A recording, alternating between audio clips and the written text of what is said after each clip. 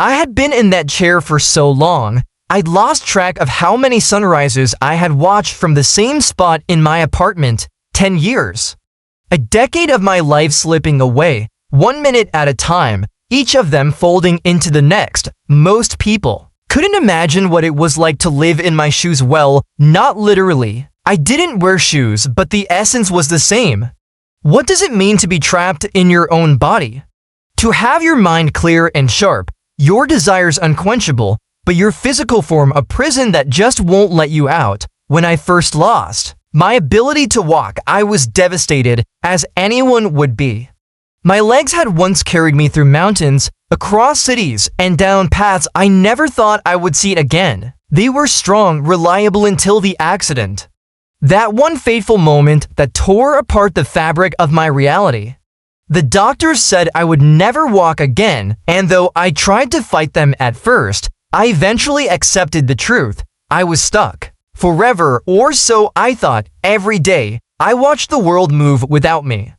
I envied those who could walk freely, run in the rain, dance without a second thought. I would close my eyes and imagine what it would feel like to stand tall again. To stretch my legs, feel the muscles work, to run, oh, how I longed to run.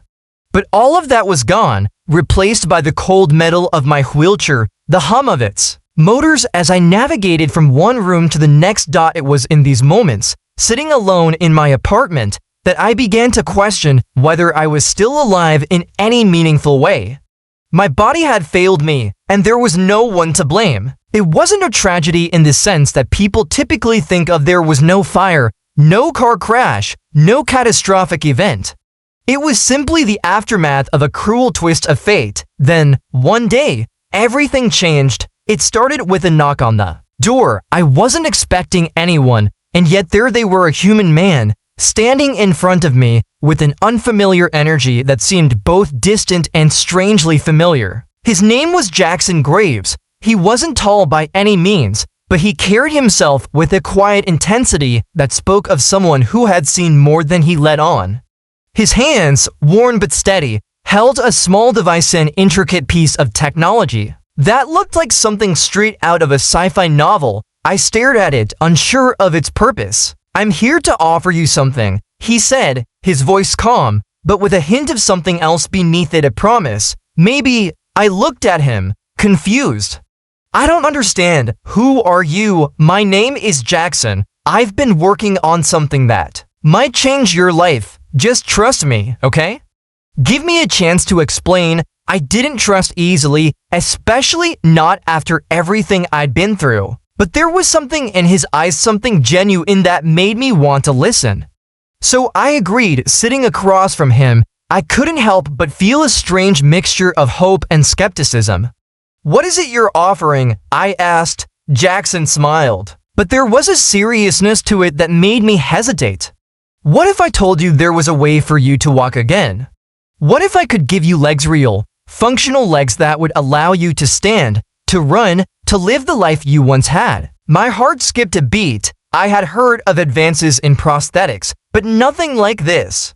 "You're saying you can fix me?" I said, unable to mask the incredulity in my voice. He nodded slowly. "Not fix, exactly. This isn't just about replacing your legs, it's about redefining what's possible." I've spent the last few years working on a new type of prosthetic, a robotic limb that moves exactly like the human body. It's still in its experimental phase, but I think it can work. For a moment, I was speechless. The idea seemed impossible, but the more I looked at him, the more I realized this wasn't some kind of cruel joke. His sincerity, the intensity in his eyes, told me that he wasn't lying. This was no ordinary promise, it was something far more profound. "You want me to trust you with my future?" I said, my voice trembling slightly. "What makes you think I should?" Jaxon leaned forward. "Because, just like you, I've lost someone I loved. I promised I would never give up on finding a way to help people like us. And I believe this is the way." His words struck me deeper than I cared to admit. He wasn't just offering me a machine. He was offering a part of himself, and for first time in years, a flicker of something long forgotten hope began to stir inside me. "I'm not asking for your trust right away," Jaxon said, his voice softening, "but I need you to consider it. Consider the possibility of walking again." As the room fell into silence, I realized something important. Jaxon wasn't here to give me a miracle, he was here to give me a chance. The chance to walk, to live, to feel whole again. It was a chance I hadn't thought possible. The decision wasn't easy, but when I thought about what I had lost and what I could gain, I knew what I had to do. "Alright," I said, my voice steady now. "Let's see if you can really make this work." Jaxon nodded, a faint smile tugging at the corners of his mouth. "I won't let you down." I didn't know it then, but this was the moment that would change everything. The beginning of a journey that would not only give me my legs back, but also, I would soon realize, lead me to something far more powerful than just the ability to walk. The first few days after Jaxon's visit were a blur of disbelief and wonder. I spent hours staring at the small device he had shown me, trying to comprehend what it could mean. How could something so small hold the key to changing my life? But as the days passed, the reality of his words began to sink in. He wasn't offering a quick fix. No, this was something far more complicated. It was an evolution, a new form of living. Jaxon promised to return in a week, but when he did, I was both excited and terrified. What if it didn't work? What if I failed? The idea of walking again, of standing on my own 2 feet, seemed too good to be true. But the very thought of it made my heart race with anticipation. When he walked into my apartment that morning, he wasn't alone. There were 2 others with him, engineers, scientists, people who looked like they had stepped out of a lab. They carried with them an assortment of tools and a large, sleek container that I could only guess contained the limbs. The room seemed smaller somehow, filled with the weight of their equipment and their energy. They were all here for one thing, to give me the chance I had once thought lost. Jaxon didn't waste any time. "This is the prototype," he said, motioning to the container. "It's unlike anything you've seen before. We've integrated artificial intelligence with biomechanical engineering. It'll respond to your movements, your thoughts. But it's not just about walking, it's about freedom. The freedom to move however you want." I swallowed hard, the excitement inside me fighting with my fear. "I don't know if I'm ready for this." Jaxon stepped closer, his expression softening. "You don't have to be ready, you just have to take the first step." The team began setting up, and I watched as they prepared the prosthetics, attaching them to a frame, calibrating the internal components. There was a nervous energy in the room, one that matched my own. "Okay," Jaxon said, turning toward me. "We're going to start with something simple. No pressure, just a few movements to test the system." I nodded, my heart pounding in my chest. They helped me transfer from my chair to the nearby platform. The feeling of the cool metal under my feet, something I hadn't felt in so long, sent a shockwave of awareness through my body. It wasn't just the feeling of the ground, it was the possibility that maybe, just maybe, I could walk again. As Jaxon connected the prosthetics to the frame, I felt the cold, sleek metal against my legs. It was nothing like the warmth of my own flesh, but it wasn't cold either. There was a pulse that seemed to come from deep within the legs. It was almost like they were alive. "Just take it slow," Jaxon advised. "Move one leg at a time." I took a deep breath, closed my eyes, and let my mind focus. I had always been in control of my body, even when it was failing me. I imagined moving my right leg first, like I had done so many times before, back when I was whole. And then I felt it, a subtle shift, a slight tug. It was as if the leg, the robotic limb, was responding to my thoughts. Slowly, I lifted my foot, feeling the mechanism inside move with precision, matching the motion of my intention. It wasn't perfect, but it was real. My leg moved. I took a step. The first step, a cry of surprise escaped my lips. It wasn't the effortless step I had once taken without thinking, but it was a step nonetheless. A small victory. I took another step, then another. The engineers and scientists were watching intently. but all I could focus on was the sensation in my body. It wasn't just the movement of my legs, it was the weight, the balance, the strength. I felt grounded, like a part of me that had been lost was returning, but then something unexpected happened. My left leg refused to move. The initial excitement turned into a cold wave of doubt. I froze, my foot stuck in midair, unable to take the next step. Panic began to rise in my chest. Jaxon noticed my hesitation immediately. He walked toward me, his face etched with concern. "It's okay, it's just a calibration issue. We'll fix it." I felt a flush of embarrassment. My excitement was evaporating, replaced by frustration. I had worked so hard for this moment, and now I was failing. The whole thing felt too complicated, too fragile. Was I even ready for this? "You're doing fine," Jaxon assured me, his voice calm and steady. "We'll make the adjustments and try again, but you've already taken your first step. That's more than most people ever get." His words grounded me, but they didn't erase the fear. What if I wasn't strong enough to push through this? What if I couldn't adapt to this new way of living? Every step was going to be a challenge physically, emotionally, mentally. The team worked quickly, fine-tuning the prosthetics, making adjustments that I didn't fully understand. It was a strange feeling, knowing that this technology, these machines, were my only hope of regaining what I had lost. Finally, after what seemed like an eternity, the system hummed again. The pressure inside the limbs shifted, the neural interface connected, and I could feel the prosthetics working with my body. "Let's try again," Jaxon said, his voice hopeful. I nodded, my heart racing. With a deep breath, I tried once more. This time, my left leg moved, slowly, cautiously, but it moved. I took a step, then another, the rhythm coming back to me, piece by piece. My movements were tentative, unsure, but I was moving. I was walking again. Tears blurred my vision as I looked down at my legs. This wasn't just a technical achievement, this was my life returning. A life I thought I had lost forever. I took another step. And another. And for the first time in 10 years, I felt what it was like to stand tall. I stood there in the middle of the room, my legs trembling slightly as they held me upright. I couldn't remember the last time I felt so alive. It wasn't just about the movement, it was about the sensation of freedom, of potential. My hands gripped the arms of my wheelchair, which now seemed so distant, so insignificant. I had lived in that chair for 10 long years, but now I could stand, I could walk. I could move forward literally and figuratively. "How does it feel?"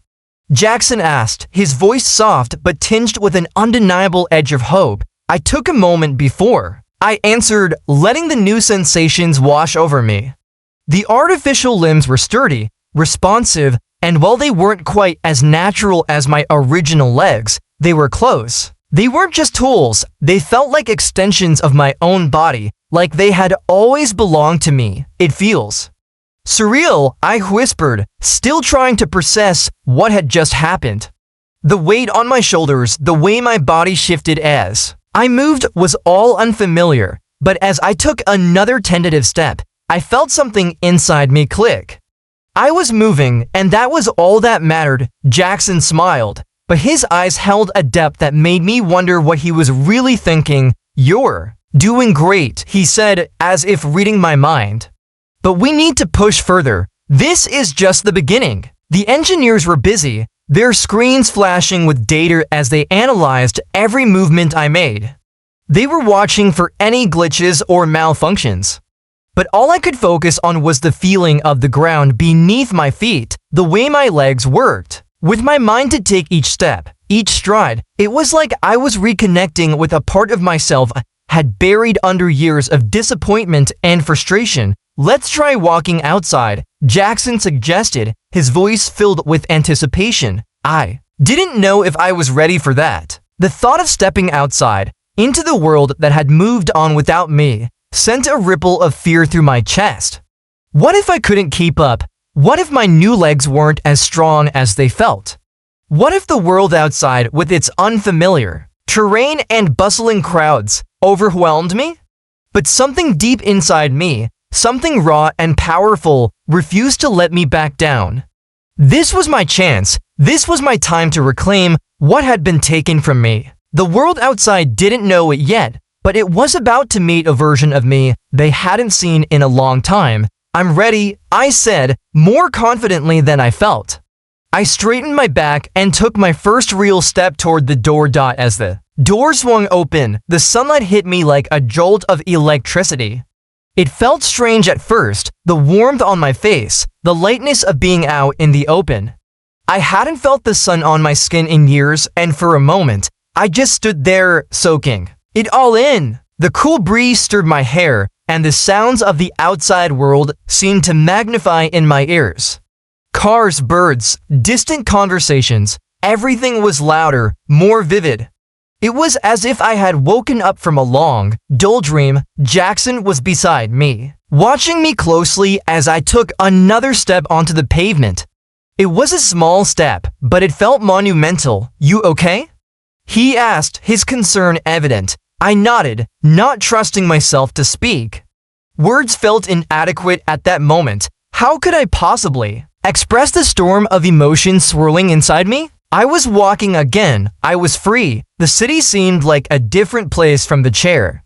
It felt bigger somehow, and yet I felt smaller. I had spent so many years staring out at the world from my apartment, watching it rush by as if it didn't care, but now I was part of it again. I wasn't just an observer. I was a participant. The road was uneven, and the prosthetics hesitated slightly with each step, recalibrating to the shifting surfaces, but I was moving. The adjustments were almost imperceptible, handled by the AI embedded in the limbs. Each step was an exercise in trust in the technology, trust in my body, and trust in myself. We continued down the street, and for the first time in over a decade, I felt my pulse quicken. Not from fear, but from excitement. Every step felt like a victory, each one building on the last. There were people around me, walking by, going about their day. But I was no longer just a person in the background. I was walking with them, standing shoulder to shoulder with the world I had once been a part of. As I moved further into the street, a flood of memories came rushing back. I thought of the days before the accident, when I had walked this very street with ease, laughing with friends, making plans, living a life full of possibility. I had taken it all for granted back then, but now, as I moved forward, I felt the weight of that lost time, the time I had spent in the wheelchair, the time I had spent as a shadow of who I used to be. I had no idea where this new path would lead me, but for the first time, I wasn't afraid of the unknown. I was ready to face it, to embrace it, to live it. "Keep going," Jaxon urged, walking beside me, his voice a steady anchor in the whirlwind of thoughts racing through my mind. I took another step, then another, until the world around me faded away. The only thing I could focus on was the rhythm of my movements, the sound of my feet hitting the pavement, the feeling of the world opening up before me. For the first time in years, I felt like I could breathe again. The days that followed felt like a series of revelations. Every time I took a step, every movement I made, felt like I was breaking down an old wall. But it wasn't just the physical walls. It was the emotional ones, the ones I had built up over the years to protect myself from the overwhelming grief of losing my former life. Each step was a reminder that I was no longer defined by the wheelchair, by the accident, or by the confines of what others thought I could do. But despite the progress, I still felt the weight of doubt pressing in on me. I couldn't stop questioning whether I deserved this, whether the first had the right to claim this second chance. Could I really trust in these new limbs, in Jaxon? In this technology that was still so new, so experimental? I found myself hesitating more than once when I moved to take a step. The robotic legs had become more natural with each passing day, the AI responding faster, the adjustments smoother. But the uncertainty lingered. It was easy to tell myself I could do it when I was alone in my apartment, but out in the world, it was a different story. People stared, they watched me as I moved through the streets, some with curiosity, others with pity. And that made it harder. I didn't just want to walk again. I wanted to belong again. I wanted to feel that I was whole again. But the eyes of the world made me feel fractured, exposed. One afternoon, after another long session of walking through the park, Jaxon and I sat on a bench, the sun beginning to dip behind the trees. He had been quiet for a while, observing me as I adjusted to my new reality. "You're doing great," he said softly, breaking the silence. "You know that, right?" I looked at him, my expression a mixture of exhaustion and frustration. "I don't feel like I am," I admitted. "It feels like I'm trying to outrun something I can't quite catch. Every time I walk, I feel like I'm constantly checking to make sure it's working. I'm constantly waiting for it to fail." Jaxon didn't respond immediately. Instead, he watched the people walking by, the normal hum of life carrying on around us. "You've been through more than most people could ever imagine," he finally said, his voice calm but firm. "And you're still here, you're still moving forward. That counts for something," I scoffed, shaking my head. "Moving forward," I muttered. "I'm just trying to catch up with the world. It feels like everyone's been running ahead, and I've been left behind in a chair for years." He leaned forward, locking eyes with me. "No one's running ahead of you. They might be going faster, but they're not ahead. Not in the way that matters. You've had to learn a new kind of strength. And that's something no one else will ever understand." His words hit me harder than I expected. I had spent so much time trying to compare myself to others, trying to force myself to fit into a mold I no longer belonged to. But Jaxon was right. This wasn't about comparing. This was about reclaiming my own path, my own journey, no matter how different it looked from others. I took a deep breath and stood up from the bench, testing my legs once more. There was something about being here, in the park, surrounded by families, joggers, and friends chatting under the fading light of day, that made the world feel less daunting. It wasn't perfect, nothing was, but for the first time, I felt like I wasn't waiting for something to break. I was living again. "Let's walk some more," I said, more to myself than to Jaxon. "Let's see where this path leads." He stood beside me, offering me a small, encouraging smile. "You don't have to rush," he said gently. "Take it slow, just let it come naturally." We started walking slowly at first, my steps measured.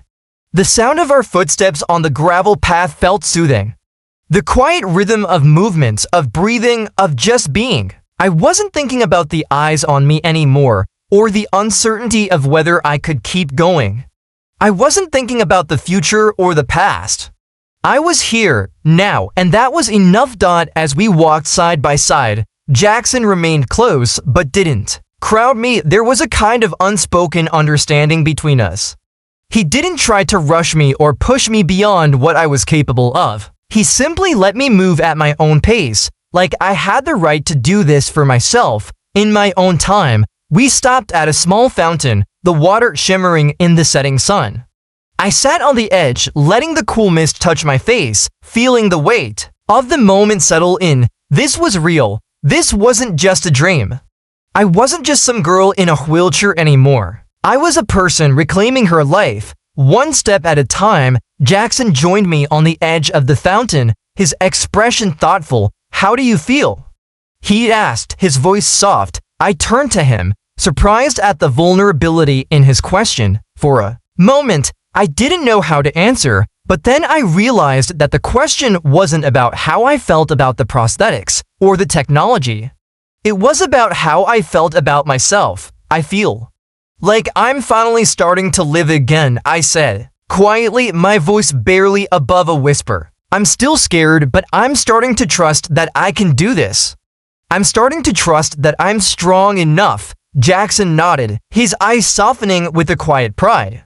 "You've always been strong enough. You just had to remember it." And in that moment, I knew he was right. It wasn't just about walking again. It was about rediscovering a part of myself I thought I had lost forever.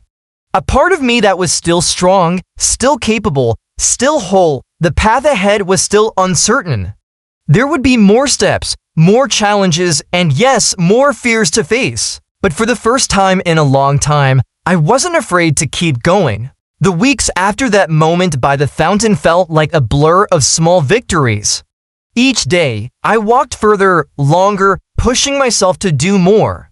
It wasn't always easy. There were moments of doubt, times when my legs would ache, and the strain would make me question whether this was all just a temporary illusion. But I kept moving, even when my mind screamed for me to stop. Every morning, I woke up to the same routine. The prosthetics would be attached, the calibration would begin, and Jaxon would be there, guiding me through the steps. But over time, the movements became less about following instructions and more about simply living. The walking was no longer an exercise, it was my life. But there was a part of me, a quiet part, that was still unsure. Every time I faced the mirror, I saw a reflection that was both familiar and foreign. The woman I saw wasn't the one who had lost everything to a cruel twist of fate. She wasn't the woman who had been broken, confined to a wheelchair, dependent on the mercy of others. She was someone new, a woman reclaiming her life, one step at a time. But with that newfound freedom came a fear I hadn't fully acknowledged until now: independence. I had always been self-sufficient. Even before the accident, I prided myself on being capable, strong, independent. But now, as I moved through the world on my own, I was faced with an uncomfortable truth. I didn't know if I was ready to be fully independent again. It wasn't about the prosthetics, or even the technology that Jaxon had helped me with. It was about me, who I had become, and who I was trying to become. How much of the woman I used to be was still here, in this new version of myself? Could I handle the weight of my past, my loss, and my future all at once? Could I let go of the crutches, both literal and emotional, that I had leaned on for so long? One afternoon, I found myself standing at the edge of the city, looking out over the skyline. The sun was low in the sky, casting long shadows over the streets below. The city seemed to stretch endlessly in front of me, full of people, of movements, of life. And I stood there, feeling small and alone. I had come so far, but I still didn't feel like I belonged here. Not fully. The world had moved on without me, and I was struggling to catch up. I turned to leave when I heard a voice behind me. "You okay?" Jaxon was standing a few feet away, his expression unreadable. He had been quieter than usual lately, his distance subtle but present. I didn't blame him. He had given me this incredible gift, and I had taken it, but I was still uncertain about my own ability to accept it. "I don't know," I admitted, the vulnerability in my voice surprising even me. "I thought I could just get back on my feet and everything would fall into place. But it's not that simple, is it? I feel like I'm losing myself in all this. Like I don't know who I am anymore." He approached slowly, standing beside me without saying anything at first. For a while, we just watched the world below us, the cars and people moving about their business, unaware of the storm inside me. "You're not losing yourself," Jaxon said finally. His voice was gentle, almost too calm. "You're rediscovering yourself. You're not the same person you were before the accident, but that doesn't mean you're broken. It means you've grown. You've been through something most people could never even imagine, and you're still here. That's not something to be ashamed of." I let his words sink in, but they didn't erase the uncertainty that gnawed at me. He was right in some ways. Yes, I had survived. Yes, I was walking again, and that alone was a miracle. But the truth was, I still felt like I was standing on the edge of something, peering into an unknown abyss. What if I can't do this? I whispered, barely audible against the hum of the city below. What if I can't handle being independent again? Jaxon turned to face me fully, his eyes searching mine. You don't have to be independent all at once. You don't have to carry the weight of everything on your shoulders. We all need help sometimes, even when we're strong. What matters is that you're taking the steps forward, one step at a time. But it's not just about walking, is it? I said, turning toward him. It's about living, about making choices, about being a part of the world. I don't know if I'm ready for all of that. You're doing it, Jaxon replied simply. You're already a part of the world. You're already making choices, and you've been living this whole time. Just because you were in a chair doesn't mean you weren't living. It means you had to fight harder to live. And that's something no one can take from you. His words felt like a balm to the wounds I hadn't realized were still open. Slowly, I felt the tension in my chest begin to ease. I wasn't broken, I was healing. I wasn't ready to let go of everything yet, but I didn't need to. Not all at once. Maybe I didn't need to rush. Maybe the independence I was so terrified of would come in time. Maybe it was okay to let myself be vulnerable, to take small steps. Maybe the biggest step wasn't in walking at all. Maybe it was learning to trust myself again. With a quiet breath, I looked up at Jaxon, meeting his eyes. I think I'm starting to understand, I said, my voice steady for the first time in weeks. It's not about being perfect. It's about living with what I have and making the most of it. He smiled then, the kind of smile that said he was proud of me, but he didn't need to say anything. He had given me the tools. It was up to me now to find my own way. I stood up straight, feeling the weight of the world shift ever so slightly. Let's go back, I said, my voice more confident than before. I have some more steps to take. Jaxon nodded, falling in step beside me as we walked back toward the city, toward the future. I didn't know where it would lead, but for the first time, I felt like I could walk there. The city was alive around me, its pulse beating in the rhythm of 1,000 footsteps, a million thoughts. It had been months since I first put on the prosthetics, months since I took my first step, since I stepped out of the confines of my old life and into a world that, at times, felt both familiar and completely alien. But now, as I walked through the streets of the city, my stride was no longer hesitant. There was no more uncertainty, no more self-doubt.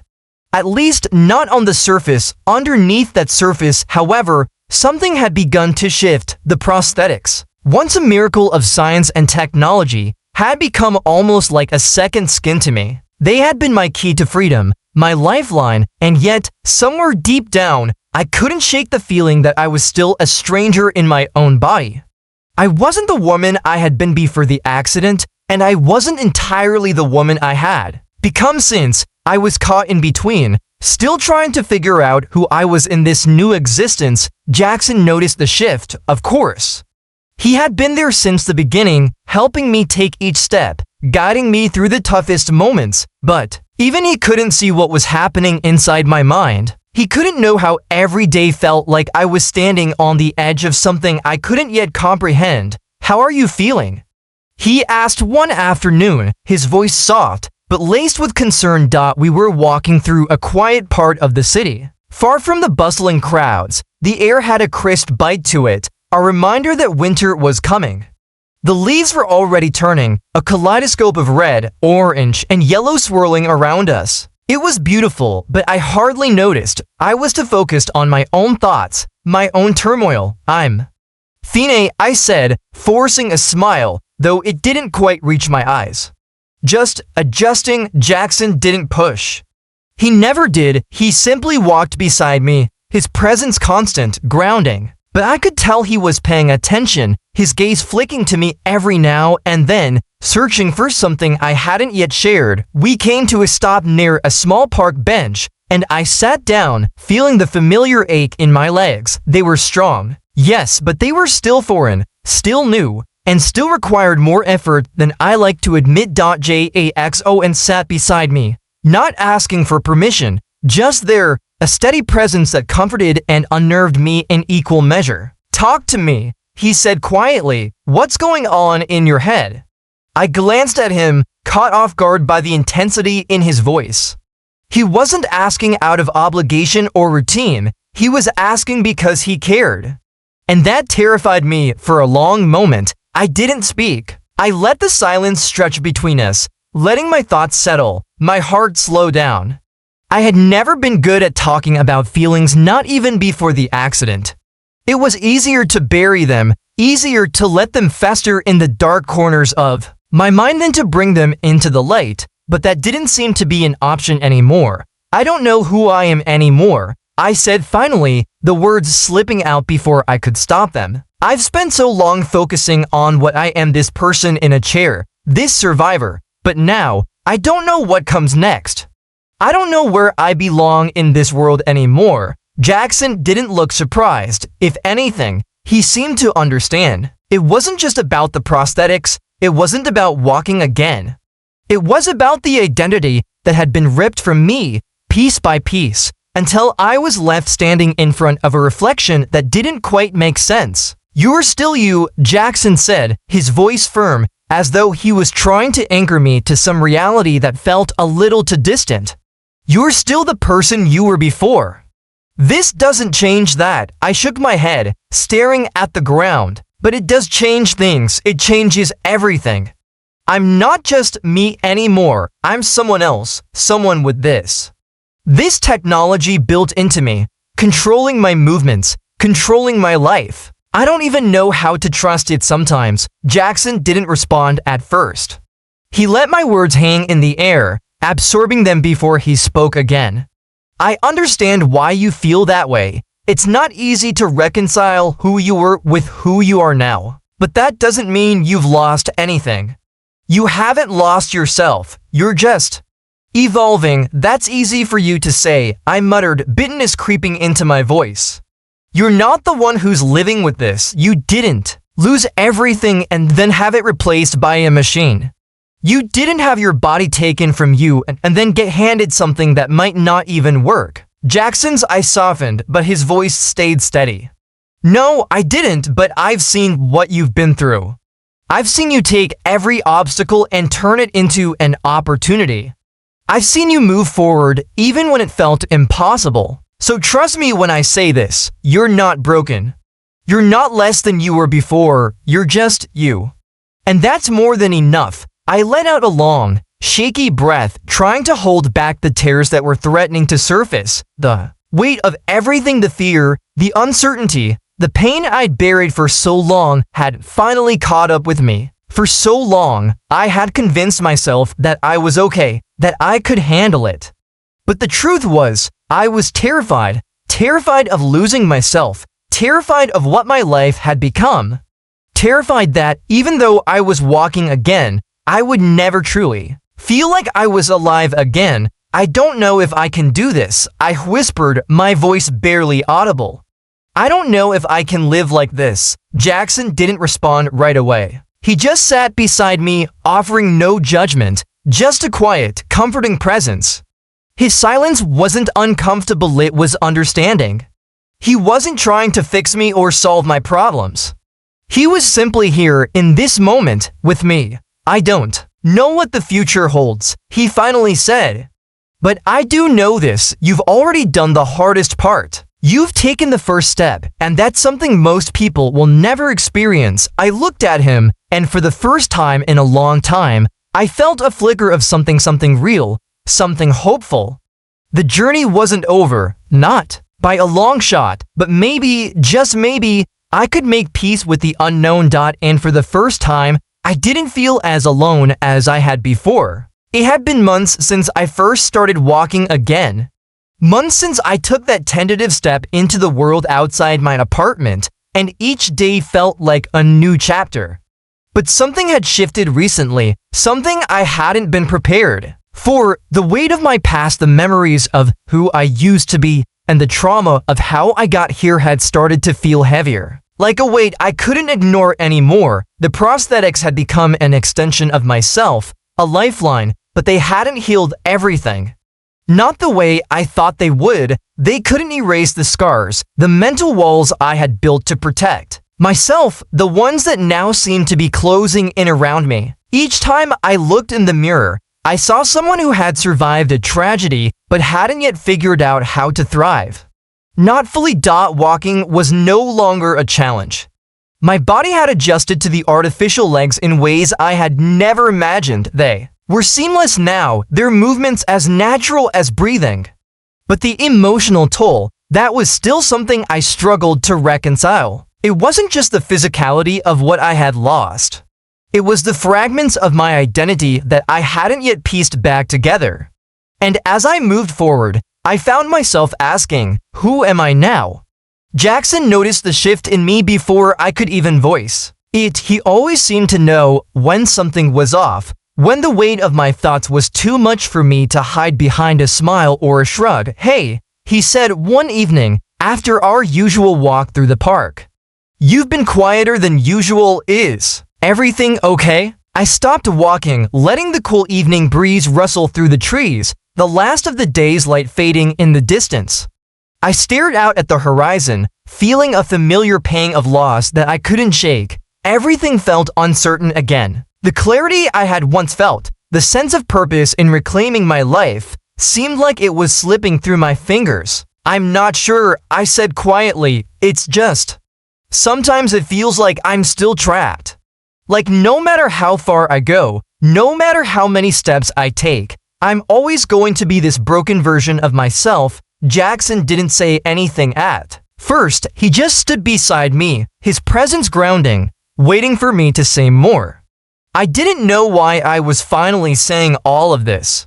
Maybe I had kept it inside for so long that it was spilling out before I could stop it. Maybe I was finally ready to confront the part of me I had been avoiding. "I feel like I'm failing," I continued, my voice trembling slightly. "I'm walking again, yes, but I don't know if I'm living. I don't know if I'm really here. I'm still holding on to this idea of the person I used to be, and I'm terrified that if I let go of that person, I'll lose everything else." Jaxon's response was gentle, but there was a fierceness in his eyes that I hadn't seen before. "You're not failing," he said firmly. "You're healing, but healing isn't linear. It's not something you can just check off a list. It's messy, it's uncomfortable, and it's painful." I turned to face him, my chest tightening as I looked into his eyes. "I know, but I don't know how to let go of the fear. Every time I take a step forward, I'm afraid it's not enough. I'm afraid that I'm not enough." His expression softened. He took a small step closer to me, his eyes never leaving mine. "It's okay to be afraid," he said, his voice low, almost a whisper. "But you're not broken, you're whole, even if it doesn't feel that way. You're whole because you're still fighting, you're still here.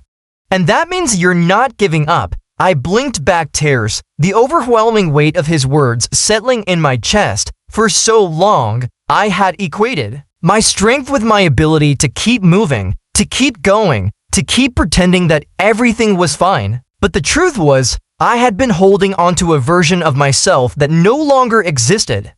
I had to let go of that woman, the woman I thought I was, and learn to embrace the woman I was becoming. "Jaxon, I'm scared," I whispered, the tears finally spilling over. "I'm scared that if I let go of this fear, I'll lose everything. I'll lose the drive that's kept me going all these years. And then what am I left with?" "You're left with you," he said, his voice steady and sure. "The you that's right here, right now.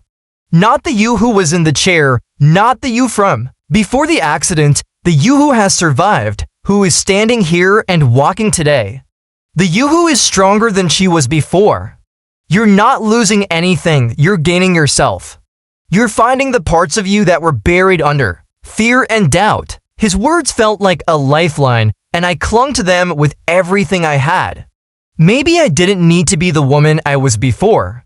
Maybe the woman I was becoming was enough. I wiped my eyes and took a deep breath, looking up at him. For the first time in what felt like forever, I saw him clearly. Jaxon wasn't just the man who had given me the prosthetics, who had helped me walk again. He was the man who had helped me see myself for who I truly was, not broken, not incomplete, just in the process of becoming. The tears slowed, but the weight I had carried for so long began to lift. The walls I had built around my heart started to crumble, and for the first time in months, I felt the stirrings of something new, something powerful. It was hope, real, raw, and honest. "I'm ready," I whispered, though I wasn't sure who I was speaking to. Maybe it was Jaxon. Maybe it was the woman I had been. Maybe it was the woman I was becoming. But I knew this for sure. I was ready to stop hiding. Ready to stop living in fear of what I had lost. Ready to embrace the unknown because it was mine to claim. Jaxon smiled, his expression soft with understanding. "You always have been," he said. "You just needed to see it for yourself." And with that, I stood up straighter, feeling the power of those words ripple through me. This was my journey, my fight, and I wasn't going to let anything, least of all my own fear, stand in my way. The sky above me was a canvas, streaked with the colors of dusk. As the last traces of sunlight disappeared, the city around me seemed to come alive in a new way. The glow of streetlights, the soft hum of evening traffic, the distant sound of music spilling out of a cafe, all of it wrapped around me like a blanket. It felt right, not perfect, not without its struggles, but right. For the first time in months, I felt something close to peace. Not because everything had clicked into place, not because I had all the answers, but because I had stopped searching for the version of me that I thought I should be. Instead, I had begun to accept the woman I had become, no longer trapped by the past, no longer afraid of what lay ahead. Jaxon and I had spent the evening walking through the city, his presence a steady reminder that I wasn't alone in this. He had always been there, but now it felt different. He had helped me regain more than just my ability to walk. He had helped me find my way back to myself, and for that, I was grateful. In ways words couldn't express. We stopped at a small overlook, a place where the city stretched out below us, illuminated by the glow of the lights. I leaned against the railing, letting the cool breeze brush against my skin, feeling the weight of the moment settle in my chest. This wasn't just the end of my journey. It was the beginning of something else, something bigger, something that wasn't defined by what had been taken from me, but by what I could still create. Jaxon stood beside me, his gaze focused on the horizon. For a long time, neither of us spoke. But then, quietly, he broke the silence. "You're ready," he said simply. "I can see it. You found your way back." I turned to look at him, the weight of his words settling over me like a gentle pressure. For months, I had been afraid that I would never be the same. I had been terrified that the woman I used to be, strong, independent, confident, was lost forever. But Jaxon was right. I had found my way back, not to the person I was before, but to a new version of myself. A version that was stronger, wiser, and more capable than ever before. "I don't know if I fully accepted everything yet," I admitted, my voice quieter than usual. "I don't know if I'm completely at peace with what's happened, with who I am now, but I do know one thing: I'm still here. And that's something I never thought I'd be able to say again." Jaxon smiled, a soft, understanding smile that spoke volumes without a single word. "That's all that matters." There was no grand revelation, no sudden epiphany that made everything fall into place. It wasn't about fixing what had been broken. It was about embracing the pieces that remained and finding the strength to move forward with them. The journey was never going to be easy. There would be days when the weight of the past would try to pull me back, when the fear would try to creep in again. But now I knew that I was capable of facing it. I knew that I had the strength to continue, even when the road ahead seemed uncertain. "Thank you," I said, my voice barely above a whisper. "For everything." Jaxon didn't say anything at first. He simply nodded, his expression serious but kind. He didn't need to say anything. The truth was, he had already given me everything I needed. Not just the prosthetics, not just the physical ability to walk again, but the belief in myself that I had long since forgotten. "I'm just getting started," I said, the words slipping out before I could stop them. Jaxon looked at me, the same knowing look in his eyes that had been there from the start. "Yeah, you are," and with that, I took a deep breath, letting the weight of the moment sink in. It wasn't about perfection, it was about progress. It was about accepting that the person I was before, the person I had once been, was only a part of me. The woman I had become was something entirely new, something that didn't need to be defined by the past. The future, with all its unknowns and uncertainties, was mine to shape. And I would shape it, one step at a time. I stood taller than I ever had before, not because I was physically taller, but because I had learned to stand on my own, In every sense of the word, I was no longer defined by my limitations. I was defined by my strength, my resilience, and my ability to move forward, even when the path was unclear. As the night deepened and the stars began to twinkle above us, I smiled, not out of happiness, but out of understanding I had made it this far. And that was enough. The journey wasn't over, but I was ready. And that, for me, was the greatest victory of all.